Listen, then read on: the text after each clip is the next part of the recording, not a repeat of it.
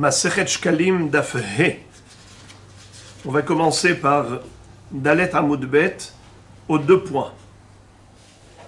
Ha'achin ve'ashutafin shechayavin bekalbon upturin mima'aser behema beshehalku ve'chazru ve'nishtatfu. Qu'est-ce que ça veut dire? On a appris dans la Mishnah qu'il y a un pendant, un rapport entre le Maaser Behema et le Kalbon. Le Kalbon, c'est le supplément que chaque personne qui apporte Machatzit à Shekel devait rajouter au Machatzit à Shekel. Et on avait vu que c'était une mahloket entre Rabbi Meir et Chachamim, à savoir est-ce que c'est un chiyuv minatora ou bien uniquement midirabanan comme on va expliquer. Selon Rabbi Meir, c'est minatora. Pourquoi? Parce que Akadosh Baruch Hu avait montré à Moshe Rabbeinu Machatzit HaShekel Shel Esh. Il lui a montré un Machatzit HaShekel en feu. Il lui a dit Zei itenu kol ha'over ala pekudim. Kol ha'over ala pekudim men 20 shana v'mala. Machatzit HaShekel beShekel HaKodesh 20 gera HaShekel. Et qu'est-ce que ça veut dire Zei itenu? Kaze itenu. Il faut donner un Machatzit HaShekel comme celui-là. Pourquoi il lui a montré en feu? Parce que l'argent, ça s'use. Il y a ce qu'on appelle de l'érosion. À l'époque, les pièces de monnaie, c'était de l'argent massif. Pas comme aujourd'hui qui est une matière, un métal qui est symbolique. Aujourd'hui, on n'a pas du vrai argent. C'est pas de l'argent. C'est du métal, c'est du fer. Mais à l'époque, c'était mamash kesef. Arba meot shekel kesef. Envers la soher. Et donc avec le temps, ça s'usait et ça perdait de la valeur. C'est pour cela qu'il fallait rajouter un kalbon, kalbo, quelque chose de léger, un petit supplément. Et on avait vu dans la Mishnah la mahloket entre Rabbi Meir et Chachamim, deuxième mahloket, à savoir quelle était la valeur du kalbon. Selon Chachamim, c'était hatsi mea. Et selon Rabbi Meir, c'est une mea. C'est-à-dire, combien on avait vu? C'était une mea. Dans un dinar, il y a 6 maot. Dans un sela, il y a 4 dinarim. On avait vu que le sela chez le Kodesh, plutôt le shekel chez le Kodesh, il faisait le double du shekel chez le hol. Et dans le shekel chez le hol, il y a 2 dinarim. Et dans chaque dinar, il y a 6 maot. Ce qui fait que dans le shekel shel hol, qui est mahatzit shekel shel kodesh, qui est l'équivalent du sela, il y avait 12 maot. Dans un shekel shel hol qui fait le mahatzit shekel shel kodesh. Alors si tu dis mea, ça fait un 12e du mahatzit shekel. Si tu dis hatsi mea, ça fait un 24e. Et c'était ça la mahloket. Kama ou kalbon, mea kesef, divrei Rabbi Meir, v'chachamim omrim hatsi mea. Ok, en tout cas, on a un supplément. Ce supplément, quel est son objectif? D'après Rabbi Meir, c'est minatora. Pourquoi c'est minatora? Parce qu'il faut assurer et garantir la valeur monétaire. Et vu que les pièces de monnaie, quand on est envers la soher, la monnaie elle est courante, elle est usée avec le temps. Donc, la pièce de monnaie, elle perd de sa valeur. Pour garantir la valeur, pour pas qu'il y ait une inflation, alors on rajoute un supplément. Comme ça, on est sûr. Mais Hachamim disent que non. C'est pas midin Torah. C'est juste les frais de change. C'est-à-dire qu'étant donné que le shulhani, le changeur, celui qui était délégué par le Beth Amikdash, par le Gizbar du Beth Amikdash, pour aller recevoir et réceptionner les pièces du Mahatzit HaShekel. Très souvent, les gens n'avaient pas la poids. Ils n'avaient pas un vrai Mahatzit HaShekel. Ils venaient avec un shekel, il fallait faire la monnaie. Ou bien des petites pièces, il fallait constituer le Mahatzit HaShekel. Donc, il y a du travail là. Pour qui va payer ce travail? Alors c'est parce que c'est le Beth Amikdash que tu le fais, que tu veux exploiter le Beth Amikdash? Ma pitom, ce que tu aurais payé chez un changeur, tu le payes au Beth Amikdash. Donc tu donnes le machatzit à shekel plus les frais de change. La nafkamina, c'est quand tu apportes l'appoint. Lorsque tu as un vrai machatzit à shekel et que tu n'as pas besoin du service du changeur, alors à ce moment-là, c'est Besséder. Tu n'as pas besoin de kalbon. C'est uniquement lorsque tu as besoin de faire la monnaie. Tandis que pour Rabbi Meir, c'est toujours, dans tous les cas de figure, tu dois apporter un kalbon. Parce que c'est pour le chréa, c'est pour combler le manque éventuel. Ok. Alors maintenant, on avait vu dans la Mishnah qu'il y avait deux halachot qui étaient contradictoires. C'est le Maaser Behema et le Machatzit HaShekel. Quel est le din lorsqu'un père va donner le Machatzit HaShekel pour tous ses enfants, pour acquitter tous ses enfants, même des adultes? Est-ce qu'il doit payer le kalbon? Non. Lorsque ce père-là, il avait un troupeau, il devait prélever chaque année les nouveau-nés de ce troupeau, Maaser Behema. Il fait passer les bêtes par le portique, et c'est comme ça que le 10e animal, la 10e bête du troupeau, Maaser Behema, et il va l'entacher avec de la peinture, le pinceau qu'il aura trempé, tac, Asiri Kodesh, 10e Kadosh. Mais on a une halakha qui dit que deux associés sont pturim de Maaser Behema. Quand je suis le seul propriétaire du troupeau, je suis chayav. Mais si on est deux associés du troupeau, on est patour. Quel est le din maintenant des enfants? Les enfants, quel est leur din? Premièrement, par rapport au kalbon. Deuxièmement, par rapport au Maaser Behema, lorsque le père est mort. Le père est décédé. Il a laissé comme héritage, il a laissé de l'argent, il a laissé un troupeau. Alors maintenant, ce troupeau appartient maintenant aux enfants. C'est un héritage. Quel est le din? Les nouveau-nés de ce troupeau sont hayav de Maaser Behema? Est-ce que si les enfants vont donner de l'argent, il y a quelqu'un parmi tous les enfants va prendre une Machatzit HaShekel pour tous et il apporte au Beth Amikdash Machatzit HaShekel de tout le monde? Est-ce qu'il faut payer le kalbon? Alors on dit comme ça. S'ils n'ont pas encore partagé l'héritage, c'est comme si le père était vivant. Les dinim ne changeront pas. C'était quoi le din du Maaser Behema à l'époque du père? Il fallait prélever le Maaser Behema, même maintenant, bien qu'ils soient tous associés, et normalement des associés ne donnent pas le Maaser Behema.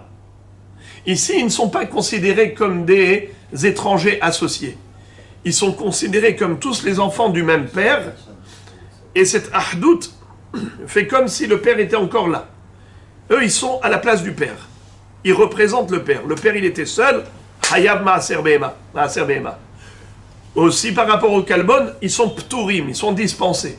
Pourquoi? Si le père avait donné pour eux, ils auraient été dispensés, eh bien eux aussi sont dispensés. Donc, Hayavim de Maaser Behema, Peturim mina kalbon. Mais quel est le din si c'est le contraire? D'abord, ils ont partagé l'héritage. Et ensuite, ils se sont associés à nouveau. Ils ont partagé, ils se sont associés. Maintenant, ce n'est plus des héritiers, c'est des associés. Et donc, quel est le din par rapport au Maaser Behema? Est-ce que le troupeau qui va naître, est-ce qu'ils doivent prélever le Maaser Behema du troupeau qui va naître? Non, car ils ont un statut d'associé. Quel est le din par rapport au kalbon? Celui qui va donner Machatzit HaShekel pour tous, on va donner des pièces de monnaie qui correspondent à tout le monde là. Mais il faut faire l'échange. Alors, est-ce que on donnera le kalbon, oui ou non? Réponse oui. Ce sont des étrangers. Quelqu'un qui est shaliach d'une personne, il n'est pas en train d'offrir un cadeau. Si tu offres un cadeau à l'autre, tu ne payes pas le kalbon pour l'autre. Mais si ce n'est pas un cadeau, tu es juste délégué. Par exemple, au lieu de déranger deux personnes, moi je te dis, donne un shekel entier pour moi et pour toi. T'inquiète pas, je te rembourse. Eh bien, dans ce cas-là, il faut payer le kalbon.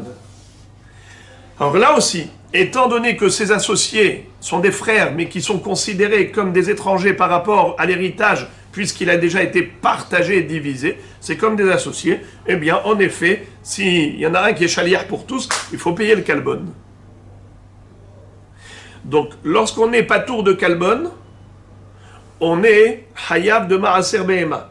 Lorsqu'on est hayab de kalbon, on n'est pas tour de maaser behema. C'est le pendant. Pourquoi? Parce qu'une chose dépend de l'autre. Est-ce que c'est considéré comme appartenant au père ou appartenant aux enfants? Est-ce qu'il y avait une autorité à l'époque qui désignait ceux qui étaient séparés ou ceux qui étaient ensemble? On va voir les détails de cette situation. Parce que c'est de là que dépend l'autorité qui décide ça. Ensuite, elle peut appliquer ou pour Béma ou pour Maser. Geste. Mais on va voir les détails dans quelques minutes. Excusez-moi. Chazak. Alors maintenant, on nous dit comme ça. Ahin ashutafim shehayavin bekalbon upturim mimaaser behema beshehalku behazru venishtatfu. C'est-à-dire que quand est-ce qu'on dira qu'ils sont chayavim de kalbon et ils sont pturim de maaser behema? C'est lorsqu'ils se sont partagés l'héritage et qu'à nouveau ils se sont associés. Hazru venishtatfu. Maintenant, chez Hayavin bemaaser behema ou peturin mina kalbon, beshe lo halku. Et dans quel cas ils sont Hayavim de maaser behema, mais ils sont patour du kalbon? C'est lorsqu'ils n'ont pas partagé l'héritage. Quand ils n'ont pas partagé l'héritage, c'est comme si cet argent commun appartenait au père. C'est comme si le père était vivant. Donc on a compris qu'en effet, c'était taloïs et basé. Hayavim maaser behema pturim mina kalbon kshelo halku. Dans le cas où ils n'ont pas partagé l'héritage, donc l'héritage il appartient au père qui est décédé, et c'est comme si le père était vivant et qu'il avait donné maaser shekel pour tous ses enfants, il n'y a pas de kalbon à payer. Et au niveau par contre du maaser behema, ils sont oui chayavim, vu que c'est comme si le père était là. Et quand le père est là, c'est le seul propriétaire de tout le troupeau, il doit donner le maaser behema. Ils ne sont pas considérés comme des associés, bien que le troupeau appartient à tous les frères héritiers. Voilà. Amar Rabbi Elazar, vehen shehalku gedaim keneged yashim, ut yashim keneged gedaim, avalim halku gedaim keneged gedaim, ut yashim keneged yashim, hu helko misha'a rishona. Amar Rabbi Yochanan, afilu halku gedaim keneged gedaim, ut yashim keneged yashim, kelakuchot hen. Upturin mina maaser. Qu'est-ce que ça veut dire? Ici, on a une mahloket entre Rabbi Elazar, seulement comme vous le savez que dans le Yerushalmi, le Aleph, au début d'un mot, il saute. Alors on l'appelle pas Rabbi Elazar, on l'appelle Rabbi Elazar. Et Rabbi Yochanan et Rabbi Elazar sont en mahloket à propos de la manière de partager l'héritage. Est-ce que ça change quelque chose par rapport à nos halachot, oui ou non? D'après Rabbi Elazar, tout ce qu'on vient de dire maintenant, c'est uniquement lorsque le partage s'est fait, Gdaim keneged yashim ou yashim keneged gdaim. Aval gdaim keneged gdaim ou yashim keneged yashim, ze helko ou helko misha'a rishona. Qu'est-ce que ça veut dire? Il y a une grande mahloket. Est-ce que yesh brera ou en brera? Qu'est-ce que ça veut dire brera? Brera, en français, c'est avéré. C'est les mêmes lettres.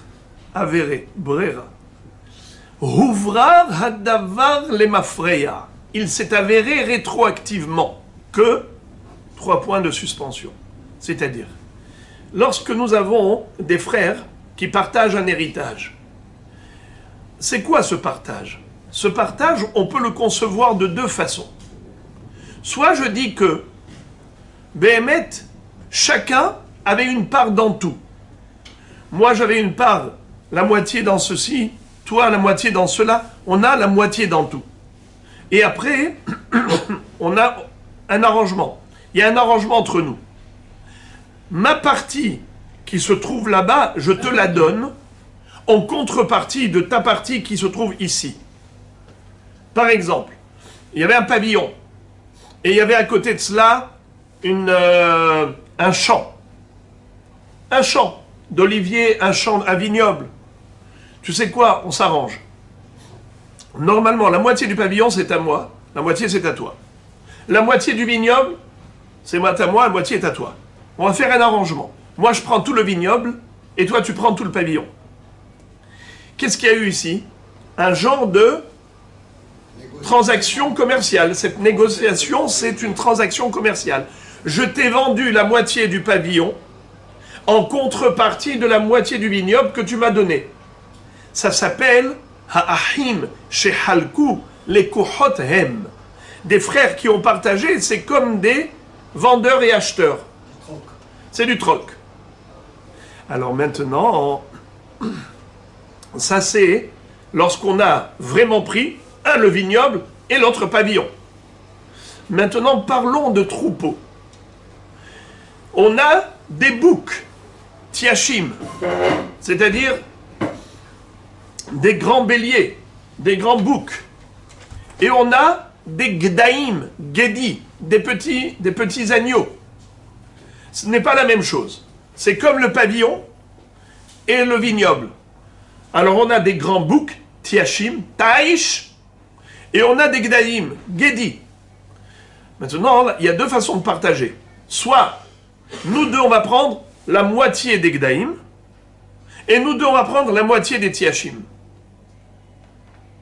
Dans ce cas-là, ce que j'avais depuis le début comme droit, j'avais droit, par exemple, deux frères, 50%, chacun avait 50% d'héritage, mais voilà. J'avais 50% des boucs, j'avais 50% des agneaux, c'est ce qu'on a fait. Donc, lorsqu'on a partagé, Tiachim keneged Tiachim, et Gdaïm keneged Gdaïm, alors en fait, chacun s'est retrouvé dans sa part naturelle, qui lui revenait de droit naturellement. C'est une conception. Et donc, on peut dire comme ça. Quand est-ce que on considère les frères qui se sont partagés l'héritage et ensuite ils se sont associés à nouveau? On les considère comme des étrangers associés. C'est seulement lorsqu'ils se sont partagés des tiachim keneged gdaïm ou gdaïm keneged tiachim. Par exemple, il y a eu une négociation entre eux. Ils se sont arrangés pour dire on ne va pas se partager le tout. Tu sais quoi? Moi, je suis intéressé par les boucs. Et toi? Il dit, moi, je suis intéressé par les agneaux. Alors, il lui dit, toi, prends tous les agneaux, et moi, je prends tous les boucs. Ah! Dans ce cas-là, c'est du troc. C'est comme si c'était de la vente et achat. Achat et vente. N'est-ce pas? Alors, dans ce cas-là, s'ils vont s'associer à nouveau, comment ils s'appellent? Des étrangers associés. C'est une association normale.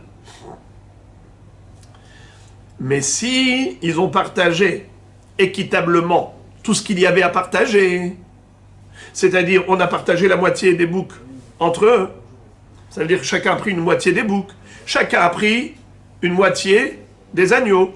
Ça fait que chacun, en fait, c'est comme si ils n'avaient pas partagé, comme si en fait ils étaient avec le père. Comme si le père était là et qu'il donnait à ses enfants, toi la moitié, toi la moitié. Ça, c'est un hiddouche de Rabbi Elazar. Rabbi Elazar dit, Amar Rabbi Elazar, Vehen shehalku gedaim keneged tiashim. Pardon. Gedaim keneged tiashim ou tiashim keneged gedaim. Aval im halku gedaim keneged gedaim ou tiashim keneged tiashim. Hu helko mishara rishona lekar. Ça veut dire que là on dit yesh brera. Que ça veut dire yesh brera? C'est pas qu'ils ont acheté l'un de l'autre, qu'il y a eu un troc, qu'il y a eu une transaction commerciale suite à une négociation. Non! Ils ont partagé ce qu'il y avait, et donc chacun, il a reçu ce qui lui revenait de droit depuis le début.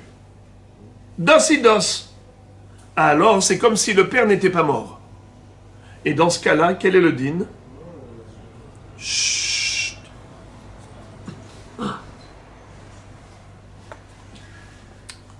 Alors, dans ce cas-là, c'est comme si ils n'avaient pas partagé du tout.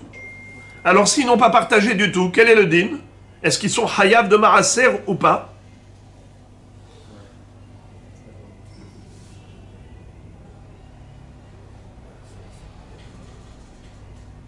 Normalement, bien ils sont pas tours. C'est considéré... pardon, ils sont chayav de maaser, excusez-moi. Ils sont chayav de maaser. Pourquoi? Parce que c'est comme si le père était là. Quel est le din lorsqu'on a le père vivant? Le père est vivant. Il est le seul propriétaire. Eh bien, lorsqu'il est mort, qu'est-ce qu'on avait dit? Que tant qu'il n'y a pas eu de partage d'héritage, c'est comme si le père était là, car les fils sont représentants du père. Rabbi Elazar, il va pousser le bouchon encore plus loin. Et il va dire, même s'il y a eu partage d'héritage du troupeau, c'est comme s'il n'y a pas eu de partage. Tu veux savoir comment? Eh bien, s'ils ont tout partagé équitablement, normalement. Eh bien, depuis le début, c'est ça ce qu'ils avaient. Au moment de la mort du père, chacun avait 50% de droit. C'est ça ce qui s'est passé. 50% de Gdaïm, 50% de Tiachim. Ils sont restés dans cet état. Donc le partage apparent, c'est-à-dire que dans l'apparence, il y a eu partage, mais avec un regard profond de la halakha, on considère comme s'il n'y a pas eu de partage bichlal. Qu'ilou, il n'y avait pas eu de partage. Et quel est le din lorsqu'il n'y a pas eu de partage? C'est comme si le père était là. Et si le père était là, il aurait dû donner maaser? Oui. Eh bien maintenant aussi, ils doivent donner maaser. Quand est-ce qu'on dit qu'il y a eu partage? C'est lorsque ce partage, il s'est fait suite à une négociation. En disant, moi, je ne suis pas du tout intéressé par des agneaux. Et l'autre, il dit, je ne suis pas intéressé du tout par les boucs. Alors tu sais quoi? Mes agneaux, je les donne, tes boucs, tu me les donnes. Ça, c'est un troc. Ça, c'est une négociation. Alors après, même si ils ont décidé de s'associer, c'est comme des étrangers qui s'associent. Et donc, ils sont pas tours de maaser. Car la halakha, elle est que deux associés propriétaires d'un troupeau n'ont pas besoin de donner le maaser behema. Alors, à Botaï, ça, c'est le hidouche de Rabbi Elazar, qui considère que yesh brera. Mais Rabbi Yochanan dit en brera. Amar Rabbi Yochanan, afilu halku gedaim keneged gedaim, utiashim keneged tiashim, kelakuchoten, upturin minam maaser. Rabbi Yochanan dit non. Dans tous les cas de figure, s'il y a eu partage, c'est considéré comme du troc. Tu veux savoir pourquoi? Parce que c'est quoi deux héritiers? Deux héritiers naturels, en fait, ils ont chacun une partie des 100%. Ils ont la moitié des 100%. C'est-à-dire que dans chaque bête, chacun des deux frères a une part. Je m'explique. Dans cet agneau, et cet agneau, et cet agneau, et ce bouc, Réhouven et Shimon, qui sont les deux héritiers, chacun a 50%. Alors même si finalement on va dire qu'ils se sont partagés équitablement le troupeau d'agneaux et le troupeau de boucs, c'est du troc. Tu veux savoir où est-ce qu'il est le troc? Eh bien c'est que en réalité, il fallait prendre un couteau et couper chaque agneau en deux. Toi la moitié, moi la moitié. Chaque bouc en deux. Mais on n'a pas fait ça. On a négocié et on a dit, tu sais quoi? Toi tu prends 50 bêtes et moi je prends 50 bêtes. Mais dans tes 50 bêtes, il y a mes 50%. Et dans les miennes aussi, il y a mes 50%. Donc ça veut dire que quoi? Il y a eu du troc. Donc jamais tu ne peux considérer qu'après partage, c'est comme avant partage. Endavar kazé. C'est sûr qu'une fois que l'héritage a été partagé entre les frères, Gamanu, le père n'est plus là. Après, ils s'associent, c'est une nouvelle association, comme deux étrangers, et donc la halakha, on la connaît, Maaser behema patour, kalbon hayav. Et Rabbi Yochanan, il appuie son opinion sur la Mishnah suivante. Keaoud et Taninan Taman. Il y a une Mishnah dans Masechet Bechorot. Halakouah, Beshenitan lo bematana, patour mi maaser behema. Ça va encore plus loin. Même si on n'était pas des associés. Comment est-ce possible d'être propriétaire du troupeau et pourtant on n'est pas chayav de maaser behema? Eh bien, c'est dans le cas où, par exemple, le bonhomme a acheté un troupeau. À partir du moment où le troupeau n'est pas né chez lui, ceux qui vont naître ultérieurement, alors c'est un troupeau qui n'a pas acheté, c'est un troupeau qui est né chez lui, là il doit prélever le maaser behema annuel. Mais lorsque il a un troupeau qui vient d'acheter, même si le premier propriétaire n'avait pas prélevé le maaser behema, maintenant il n'a pas le din il n'a pas ce chiyuv de prélèvement. Alors, automatiquement, si on considère que c'est du troc, alors évidemment que les frères qui se sont partagés l'héritage, puisque c'est suite à une négociation, c'est comme des lekouchot, c'est comme des acheteurs. Et les acheteurs, en effet, quel est leur din? Les acheteurs, quel est leur din? Eh bien, ils sont pturim de maaser behema et chayavim bekalbon. Maintenant, la Gemara continue et nous dit Rabbi Hiya Amar, Rabbi Irmia Ba'e, Velama Litnan Amrin, Peramim Shem Chayavim Bazé ou Bazé, ou Peramim Shem Peturim Misé ou Misé. Rabbi Irmia, c'était celui qui avait toujours des questions exceptionnelles. À tel point, ces questions étaient pointues qu'un jour on l'a fait sortir du Beth Midrash. On a dit stop, tu nous poses trop de questions. Lui, par exemple, quand on a appris le din de quelqu'un qui, lorsqu'on a des pigeons qui sont à côté du pigeonnier, du propriétaire, on sait que c'est à lui. Si c'est au-delà de 50 coudées, alors ce n'est pas à lui. La question est de savoir maintenant, Rabbi Irmia dit, et quel est le din s'il a une patte à l'intérieur des 50 et une patte à l'extérieur des 50 coudées? Et lui, Rabbi Irmia, toujours il coupait le cheveu en deux. Alors, Rabbi Irmia, regardez là ici, Rabbi Hiya cite une question qu'a posée Rabbi Irmia, du même style. Regardez jusqu'où il va aller chercher. Il dit, la Mishnah nous a dit que parfois, les frères héritiers, ils sont hayabin de maaser behema, du troupeau qu'ils ont hérité, mais ils sont pturim du kalbon. Et parfois, ils sont hayabim du kalbon, mais ils sont pturim du maaser behema. Et de quoi ça dépendait? On vient d'expliquer que c'était une question de association avant partage de l'héritage ou association après partage de l'héritage. Et même après partage de l'héritage, on a vu Mahloket Rabbi Elazar et Rabbi Yohanan. Comment ils ont partagé? Est-ce qu'ils ont partagé Gdaim keneged Gdaim ou Tiashim keneged Tiashim? Ou bien est-ce que c'est Gdaim keneged Tiashim et Tiashim keneged Gdaim? En tout cas, on a ici quelque chose de clair au niveau de la Mishnah. Rabbi Irmia a dit, mais pourquoi tu n'as pas poussé le bouchon encore plus loin? Et tu aurais dû dire qu'il y a des cas de figure où on est Hayav de Kalbon et de Maaser Behema, et parfois on est Patour de Kalbon et de Maaser Behema. Ça veut dire, pourquoi tu m'as cité que les cas intermédiaires? Tu aurais pu aussi me citer les cas extrêmes. Alors, Echi Avida, et lui-même il t'explique, Rabbi Irmia. Il te dit comment est-ce possible de trouver les deux cas de figure supplémentaires? Hilku anechasim velo hilku behema hayavin bazé ou bazé. Si les frères ont eu le temps de partager que les nechassim, mais ils n'ont pas encore partagé les behemoth, alors dans ce cas-là, au niveau des behemoth, quel est leur din? C'est comme si le père était encore vivant. On a déjà dit que le père, lui, il était hayav de maaser behema parce qu'il était le seul propriétaire, il n'y avait pas d'associé. Ses enfants, ils sont des associés. Mais tant qu'ils n'ont pas partagé, c'est comme si le père était là. Eh bien, ils sont hayavim de maaser behema. Mais au niveau du kalbon, si le père donnait du kalbon au profit de ses enfants, on avait dit que il donnait le mahatzit à shekel en faveur de ses enfants au Beth Amikdash, il ne paye pas le kalbon pour eux. Alors, dans quel cas c'est possible qu'ils soient hayavim de kalbon? Eh bien, dans le cas où ils ont été mehalek les nechassim, tous les biens matériels, ils sont partagés, mais le troupeau, ils n'ont pas partagé. Ben voilà, tu peux avoir un din de hayav bema aser bema et hayav de kalbon. Parce que les nechassim, ils ont partagé, mais les behemoth, ils ne les ont pas partagés. Et aussi, le contraire, tu veux trouver un cas où ils sont pas tours aussi bien de maaser behema comme du kalbon, c'est très simple. Hilku behema. Ils ont partagé les behemoth et après, ils se sont à nouveau associés. Velo hilku nechassim, tandis que les autres biens matériels, ils ne les ont pas partagés. C'est comme si le père était encore là.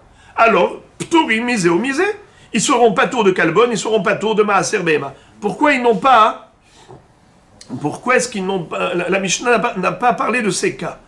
Ça veut dire que Rabbi Irmia, comme s'il était en train de dire, même si la Mishnah n'en a pas parlé, mais moi je te dis que c'est ça le principe. Si tu as compris le principe de la Mishnah, eh bien toi tout seul, tu peux appliquer la règle dans ces cas de figure atypiques. Amar Rabbi Mana, Hada de at Amar, Beshelo haïta behema rov, avalim haïta behema rov, hen ikar anechassim. Qu'est-ce que ça veut dire? Bien qu'on ait dit maintenant, d'après Rabbi Irmia, que dans le cas où ils ont partagé que les nechassim, mais ils n'ont pas partagé les behemoth,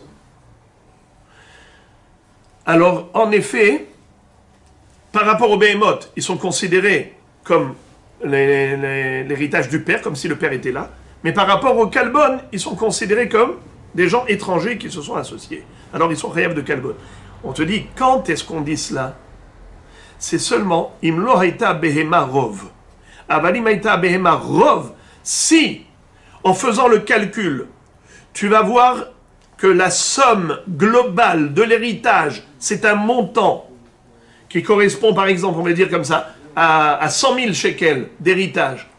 Et il y a 60 000 shekels de troupeaux. Étant donné que les 60 000 shekels, c'est la majorité de l'héritage, on considère que, puisqu'ils ne se sont pas partagés la majorité de l'héritage, c'est comme s'il n'y a pas eu de partage du tout de l'héritage. Alors dans ce cas-là, même s'ils vont donner le mahatzit à shekel de l'argent qui a déjà été partagé, c'est considéré comme s'ils avaient donné l'argent d'un héritage qui n'a pas été partagé, puisque le troupeau qui est majoritaire n'a pas été partagé. Rabbi Avin Amar Rabbi, voilà donc l'idée de Rabbi Mana. Rabbi Avin Amar, Rabbi Shami Ba'e, Rav Shimi pose une question. Mipene she'asitan ki adam echad etzel ma'aser behemat apotro mina kalbon. Rabbi Avin n'est pas d'accord. Il dit au nom de Rabbi Shimi, ma pitom, parce que au niveau des behemoth, ils sont considérés comme un seul homme. Alors tu veux les considérer comme un seul homme par rapport au kalbon pour les acquitter, ma pitom, à Marley.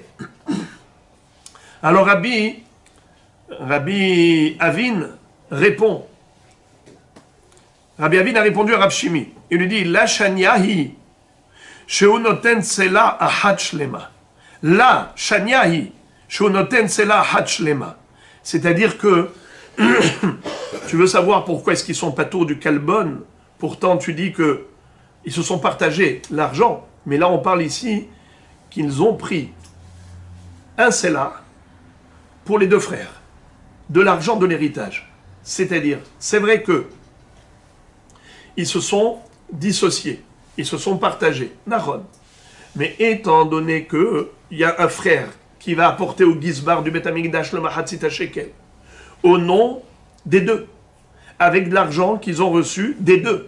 Alors il dit, c'est considéré comme si c'était le père qui avait donné pour ses enfants. Il n'y a pas de kalbon à payer. C'est de cela qu'il s'agit. Mais Ata, la Gemara pose une question sur cette réponse de Rabbi Avin. Mais Ata, filu halku v'hazru v'nishtatfu, peturim mina kalbon, v'taninan hayavin bekalbon ou peturim ma'aser behema.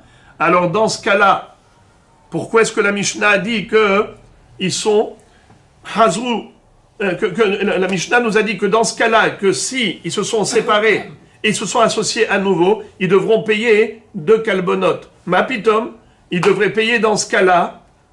Il devrait être patour dans ce cas-là du kalbon, puisqu'il y en a un qui a donné un sela pour tous ses frères. Et pourtant on a appris dans la Mishnah, Taninan, Hayavin be kalbon, Upturin ma'aser behema. Réponse. Rabbi Ba. Alors généralement Rabbi Abba, dans le Yerushalmi, on l'appelle Rabbi Ba. Parfois on dit aussi avec le Abba, comme Rabbi La'azar. On a vu Rabbi El-Azar, on l'appelle comment? Rabbi La'azar. Et parfois on l'appelle Rabbi El-Azar. Eh bien, Rabbi Ba aussi, on peut dire Rabbi Abba. Regardez ça. Rabbi Ba, Beshem Abba Barav Huna. Il dit, Hishne Achim Shiarshu et Avihem, Hishne Gissim Shiarshu et Hamihem. Il dit, en fait, il y a 2 cas de figure. Il y a 2 frères qui ont hérité du père, et il y a 2 beaux-frères qui ont hérité du père. Comment ça? Normalement, les beaux-frères, ils n'héritent pas. Mais ici, il s'agit du cas où le père avait déjà donné, avait ordonné un testament, et il avait déjà donné aux filles une partie de ses biens, à chacune d'elles. Et maintenant, les femmes, ces femmes, ces jeunes filles se sont mariées, elles étaient avec leur mari, elles sont décédées. Alors là, c'est qui prend l'argent? C'est le mari. Quand la femme est décédée, c'est le mari qui hérite d'elle. Alors maintenant, ça s'appelle des beaux-frères qui ont hérité du beau-père.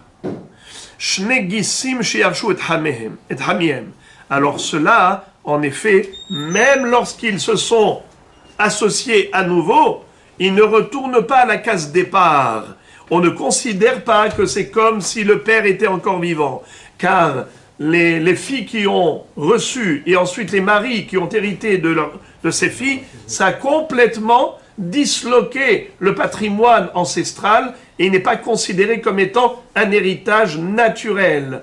De ce fait, on les considère comme des étrangers. Mais ce qu'avait voulu dire Rav Shimi, c'était dans le cas où ils se sont des frères. Et ils ont pris l'argent qu'ils avaient reçu. Ils ont pris un séla entier pour donner pour les frères. Dans ce cas-là, en effet, ils sont pas tôt du Kalbon. On va terminer le Pérec avec la dernière question. Les Echan Hayu à Kalbonot Noflim. On a pris Kalbon. C'était le supplément. Une pénalité en plus. Le bonhomme, il donne Mahatzit Shekel, il rajoute un Kalbon. On avait dit que c'était soit les frais de change, d'après Hachamim, soit, d'après Rabbi Meir, pas seulement les frais de change, il fallait rajouter aussi par rapport à la valeur monétaire. Étant donné que l'argent pouvait être usé, et quand l'argent subissait une érosion, donc il y avait la valeur qui diminuait, pour compléter la valeur monétaire, il fallait rajouter un kalbon. Alors maintenant, on nous dit, ok, mais où il va ce kalbon? Écoutez plusieurs réponses. Les Chanayu à kalbonot noflim. Rabbi Meir Omer, l'ashkalim. Rabbi Meir dit tout simplement, où il va le Mahatzit Shekel? Il va dans le trésor du Beth Amikdash pour acheter les korbanot. C'est ça ce qu'on faisait avec le Mahatzit Shekel. On achetait les korbanot. À partir du Rosh Chodesh Nissan, tout ce qu'on avait collecté comme Mahatzit Shekel au mois de Hadar, on allait l'investir pour l'acquisition des korbanot. Alors, Rabbi Meir, si vous vous rappelez, qu'est-ce qu'a dit Rabbi Meir? Pourquoi on donne le kalbon? C'est pour assurer la perfection de la monnaie. C'est-à-dire, puisque l'argent, ça s'usait, et donc il pouvait subir une réduction, en donnant un kalbon en plus, tu allais compléter, combler le manque. Alors où est-ce qu'il va le Mahatzit Shekel? À l'acquisition des korbanot? Eh bien même les kalbonot, pareil, puisque le kalbon c'est un complément du Mahatzit Shekel. Ça c'est Rabbi Meir, c'est la svara la plus simple. Rabbi Lazar, Omer Lindava. Mais Rabbi Lazar disait que ça allait pour l'année d'Ava. Qu'est-ce que c'est que Nedava? Il y a des korbanot obligatoires, comme le korban atamid tous les matins, korban atamid tous les après-midi, korban moussaf, Shabbat, Yom Tov, Rosh Chodesh, Hol HaMoed, on avait des moussafim. Donc avec quel argent on achetait tous ces korbanot tzibour? Avec l'argent de Mahatzit Shekel. Mais il y avait aussi une halakha de Esh Tamid Tukad à la Mizbeach Lotirbe. Il faut qu'il y ait toujours des korbanot sur le Mizbeach.